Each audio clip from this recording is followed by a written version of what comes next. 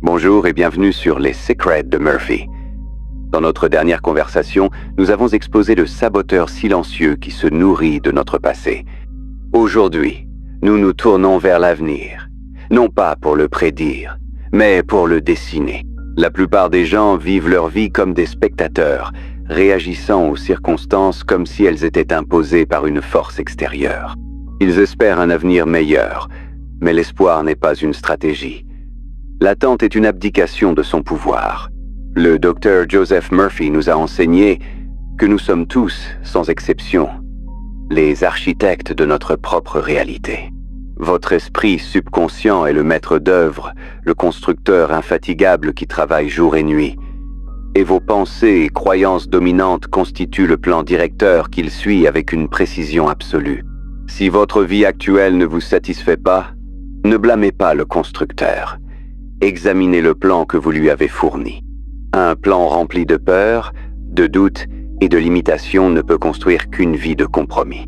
Dans cette vidéo, je vais vous guider à travers le processus de création d'un nouveau plan directeur. Vous apprendrez à passer du rôle de simple habitant de votre vie à celui d'architecte en chef en utilisant une technique précise pour dessiner un avenir de plénitude et l'imprimer dans votre subconscient. Le premier principe de cette architecture mentale est de comprendre que votre subconscient ne fait pas la différence entre un plan réel et un plan imaginaire. Pour lui, une idée, si elle est chargée d'une émotion et répétée avec conviction, est un ordre de construction. C'est à la fois un grand péril et une opportunité extraordinaire. Le péril, c'est que la plupart de nos plans sont dessinés par défaut. Ils sont le produit de nos peurs, des critiques que nous avons reçues, des échecs passés. Nous passons nos journées à imaginer des scénarios de ce qui pourrait mal tourner, et ce faisant, nous dessinons méticuleusement le plan de la maison que nous ne voulons pas habiter. Et puis, nous sommes surpris lorsque le constructeur nous en remet les clés. L'opportunité, c'est que nous pouvons reprendre le crayon à tout moment. Nous pouvons décider consciemment de créer un nouveau plan, un plan basé non pas sur les cicatrices du passé, mais sur les possibilités de l'avenir. Alors, comment dessine-t-on ce nouveau plan? Cela se fait par un acte de création délibéré. Pas un vague souhait, mais une spécification claire et précise. C'est ce que j'appelle la technique du plan directeur. Étape 1.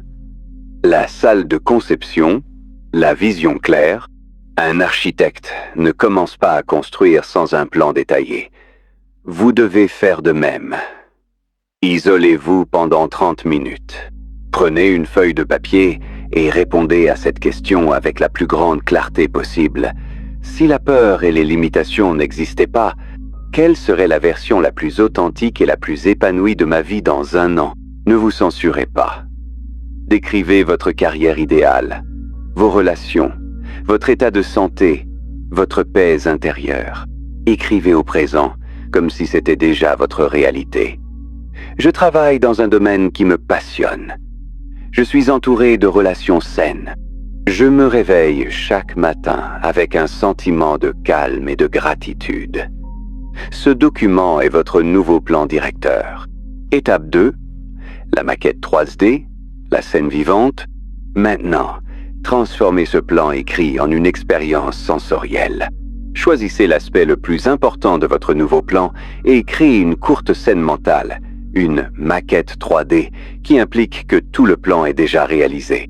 Par exemple, si votre plan inclut une nouvelle carrière créative et la sérénité financière, la scène pourrait être vous un après-midi dans votre bureau à domicile lumineux, travaillant sur un projet qui vous passionne avec une douce musique classique en fond. Vous vous arrêtez, regardez par la fenêtre, et un profond sentiment de gratitude et d'accomplissement vous envahit. Vous pensez « c'est ma vie, je l'ai construite ». Étape 3. La présentation au maître d'œuvre.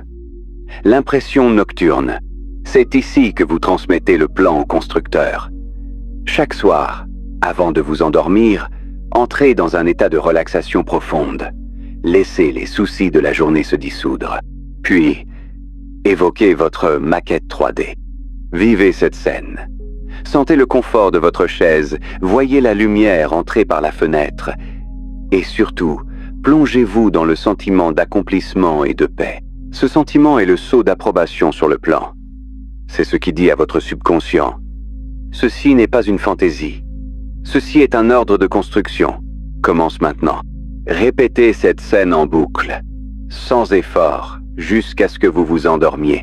Vous confiez ainsi le plan au maître d'œuvre, qui commencera à aligner les matériaux, les opportunités et les synchronicités dans votre réalité pour construire cet édifice. En pratiquant ce rituel, vous changez votre rôle fondamental dans l'univers. Vous cessez d'être une feuille emportée par le vent des circonstances, et vous devenez le vent lui-même. Vous ne réagissez plus à la vie. Vous la concevez. Votre avenir n'est pas quelque chose qui vous arrive. C'est quelque chose qui émane de vous, à partir du plan que vous entretenez dans les profondeurs de votre esprit.